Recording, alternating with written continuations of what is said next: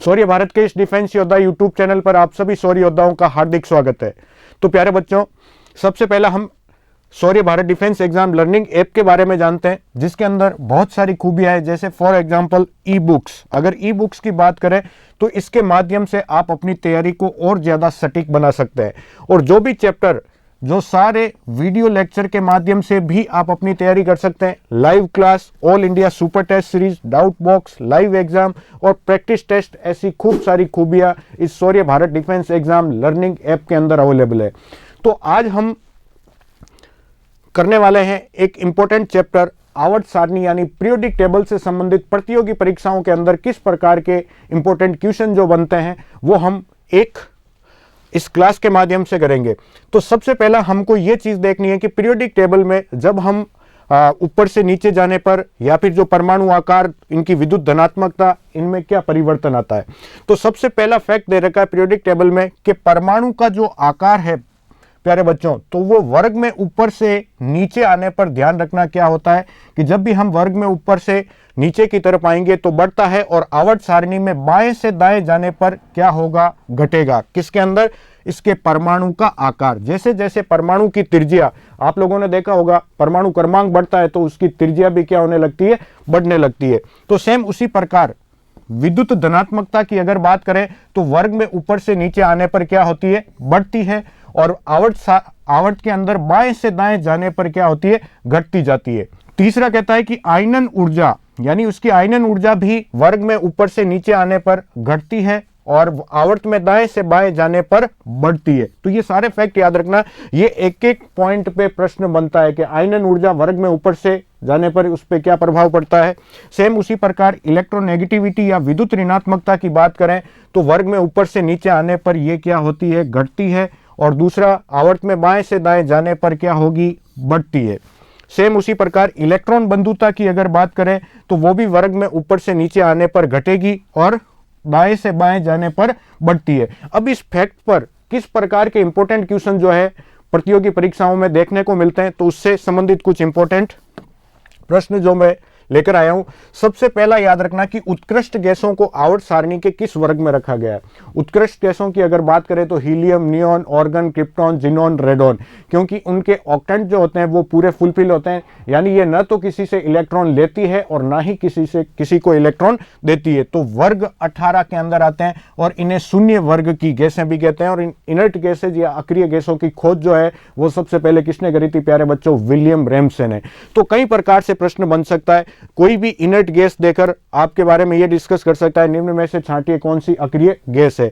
तो सबसे पहला इस पीरियोडिक टेबल में उत्कृष्ट गैसों से डिस्कस होता है। दूसरा, हैलोजन परिवार को इलेक्ट्रॉन बंधुता का घटने का क्रम क्या है। हैलोजन तत्वों की अगर बात करें जैसे फ्लोरीन, क्लोरीन, ब्रोमीन, आयोडीन, जैसे एक और होता है एस्टेटिन जो एक रेडियो एक्टिव तत्व है। तो हैलोजन तत्व जो होते हैं वो ज्यादातर किसके अंदर पाए जाते हैं, सी वाटर यानी समुद्री जल के अंदर। तो इसमें इनका एक क्रम याद रखना है, सबसे पहले फ्लोरीन, क्लोरीन, ब्रोमीन, फिर आयोडीन। सेम इसी प्रकार इनकी हैलोजनों में क्रियाशीलता की अगर बात करें तो सबसे ज्यादा क्रियाशील जो तत्व है वो कौन सा होता है, नॉन मेटेलिक एलिमेंट में वो है फ्लोरीन। कौन सा होगा, फ्लोरीन। और तीसरा फैक्ट कहता है पृथ्वी पर सबसे कम पाई जाने वाली धातु कौन सी है, तो वो कौन सी है प्यारे बच्चों, तो वो है एस्टेटीन, जो एक रेडियो एक्टिव तत्व भी है और इसको हैलोजन तत्वों के अंदर भी पढ़ सकते हैं इसको। तो पृथ्वी पर सबसे कम मात्रा में पाई जाने वाली धातु है ये।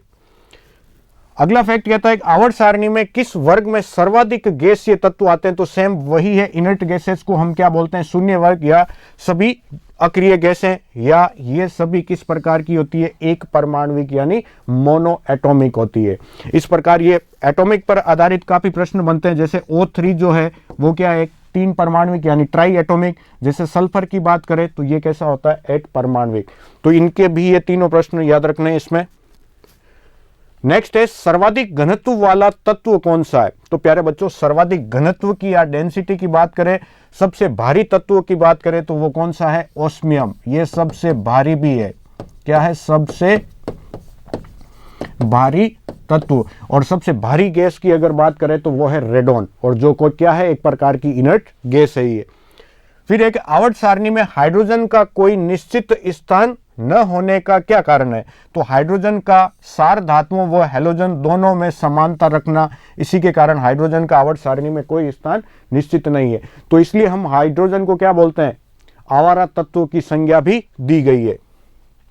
फिर एक तत्वों का कौन सा समूह रेडियो सक्रिय समूह कहलाता है? तो पीरियोडिक टेबल के अंदर हम देखते हैं नीचे की तरफ दो लाइनें जिनको हम क्या बोलते हैं? लेंथेनाइड और एक्टेनाइड श्रेणी। और पीरियोडिक टेबल के अंदर 83 से ऊपर वाले जो रेडियो जो तत्व है वो किसका गुण प्रदर्शित करते हैं? रेडियो एक्टिवता का गुण।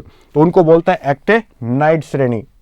और अधिकतम कृत्रिम तत्व किस समूह के अंदर रखे गए? आर्टिफिशियल एलिमेंट की अगर बात करें तो वो किसके अंदर रखे गए प्यारे बच्चों? तो वो है एक्टिनाइड समूह के अंदर। किसके अंदर? एक्टिनाइड समूह, क्योंकि ये कैसे हैं? रेडियो एक्टिव तत्व। और किसके अंदर आते हैं? इसी एक्टिनाइड श्रेणी के अंदर। फिर एक किस ब्लॉक में धातु और अधातु व उपधातु सभी प्रकार के तत्व पाए जाते हैं? तो वो है पी ब्लॉक के जो तत्व है वो धातु, अधातु और उपधातु सभी प्रकार के जो ये एलिमेंट पाए जाते हैं। जैसे आप लोगों ने उपधातुओं की बात करते हैं मेटलॉइड्स, तो धातु और अधातु इन दोनों के बीच में पाई जाती है, जैसे बोरॉन, सिलिकॉन, आर्सेनिक, ये सारी। और आंतरिक संक्रमण तत्व क्या होते हैं? इंटरनल संक्रमण तत्व, तो वो लेंथेनाइड और एक्टेनाइड श्रेणी के तत्व जो होते हैं वो आंतरिक संक्रमण तत्व कहलाते हैं। फिर एक आधुनिक आवर्त सारणी में तत्वों को किस प्रकार व्यवस्थित किया गया है? तो प्यारे बच्चों वो ध्यान रखना, बढ़ते हुए परमाणु क्रमांक के अंदर। किसके आधार पर? बढ़ते हुए एटॉमिक नंबर के आधार पर। और आवर्त सारणी के अंदर ऊर्ध्वाधर स्तंभों को किस नाम से जाना जाता है? तो याद रखना, इनको वर्ग कहते हैं। क्या बोलते हैं? वर्ग के नाम से। फिर एक फैक्ट याद रखना, किसी उदासीन परमाणु से एक इलेक्ट्रॉन निकालने के लिए जो आवश्यक ऊर्जा होती है वो ही क्या कहलाता है प्यारे बच्चों? तो वो आयनन विभव कहलाता है। तो इसी प्रकार पीरियोडिक टेबल से संबंधित जो इंपॉर्टेंट क्वेश्चन है वो बनते हैं और इन प्रतियोगी परीक्षाओं में आने की संभावना है। अगर आपको इससे ज्यादा और डिटेल के अंदर देखना है तो Shaurya Bharat defence exam learning app को जरूर डाउनलोड कीजिए। तो मेरी तरफ से सभी शौर्य योद्धाओं को जय हिंद, जय भारत।